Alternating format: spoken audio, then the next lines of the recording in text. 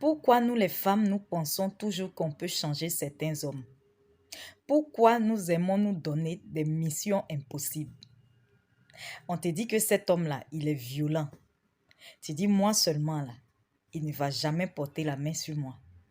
On te dit que cet homme-là, c'est un infidèle. Tu dis, avec moi seulement, il sera fidèle. Il va s'assagir. On te dit que cet homme-là, c'est un ivrogne. Tu dis, avec moi seulement, là, l'alcool va le dégoûter. On te dit que cet homme-là, il ne respecte pas les femmes. Tu dis, avec moi, il va changer. Tu comptes sur quoi?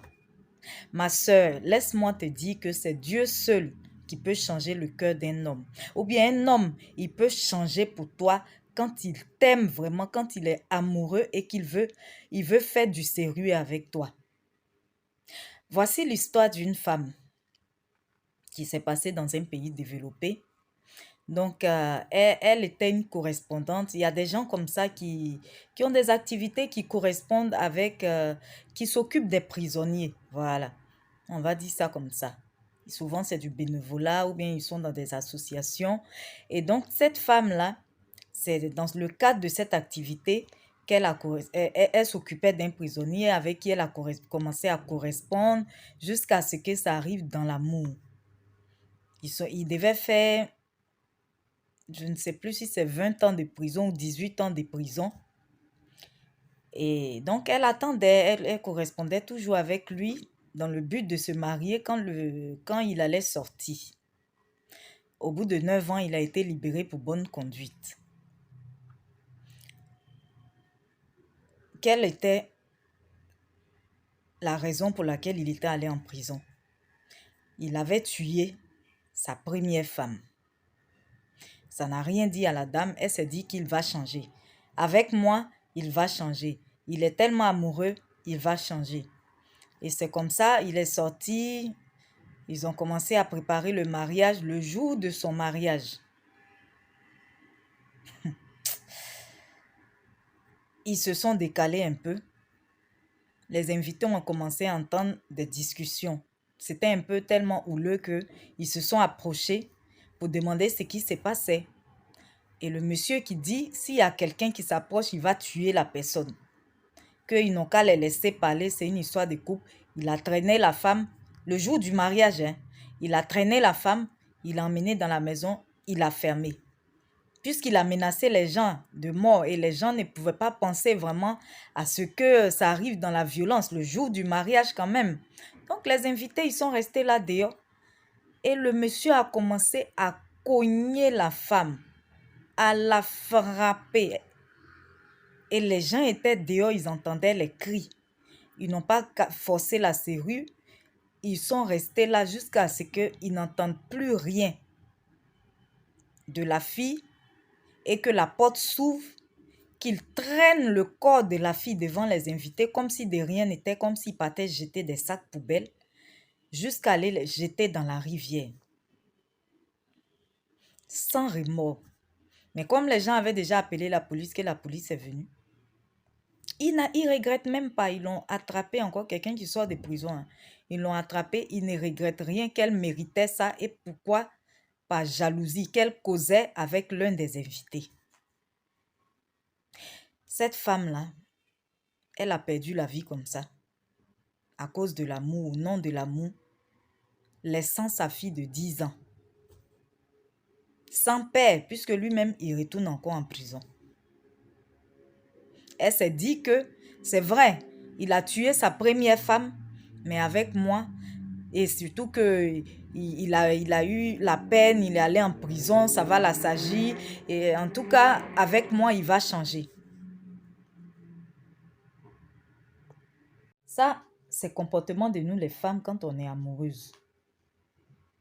C'est là on pense qu'on peut changer les gens vont toujours changer pour nous. Tellement ils nous aiment qu'ils vont changer. Mais est-ce que ce que toi tu ressens pour la personne là, c'est ce que la personne ressent aussi pour toi? Ou bien même si elle ressent la même chose là, son tempérament là, qui t'a dit que toi tu peux changer ça? C'est vrai, c'est difficile. Quand on aime une personne, On ferme les yeux sur ses défauts. On se dit que la personne va changer au fil du temps.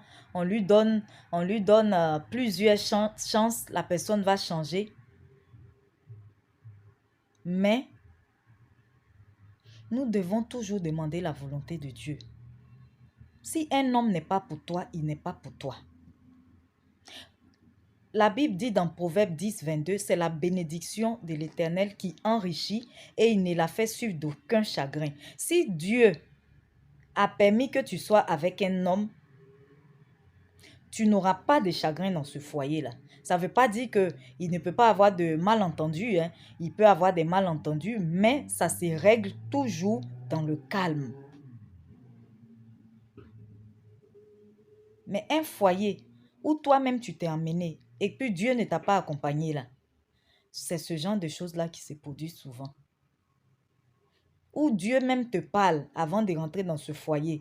Et puis tu fermes les yeux, tu fermes les oreilles, tu fermes tout. Et puis tu dis coûte que coûte, tu vas dans ce foyer. Voici souvent ce genre de choses qui arrivent.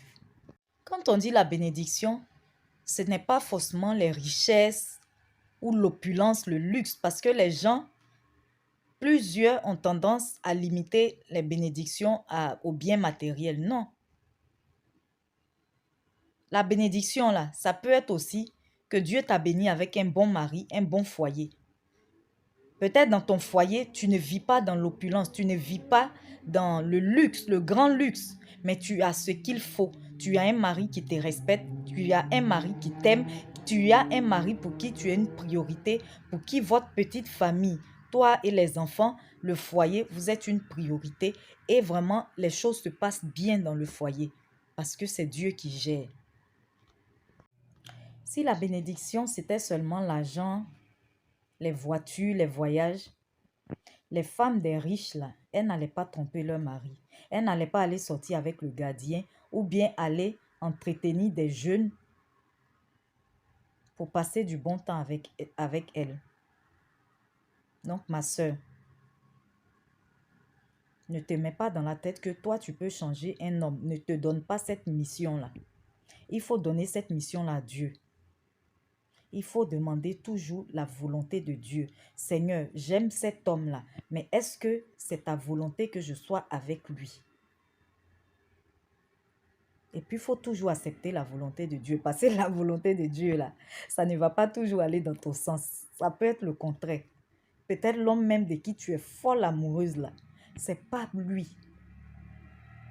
Et tu vas peut-être comprendre plus tard pourquoi Dieu n'a pas permis que tu sois avec lui.